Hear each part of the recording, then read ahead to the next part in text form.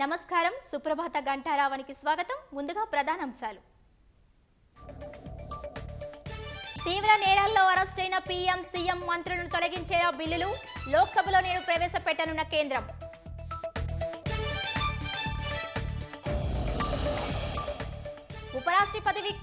ఉపరాష్ట్రపతి పదవి కోసం నేడు CP Radhakrishnan nomination.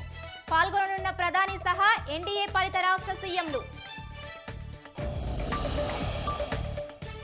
97 LCA Tejas mark A1 ఫైటర్ల కొనుగోలుకు కేంద్రం ఆమోదం.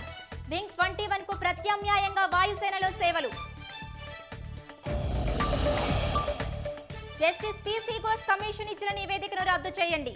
నిబంధనలకు విరుద్ధమంటూ హైకోర్టులో కేసీఆర్ హరీష్ పిటిషన్.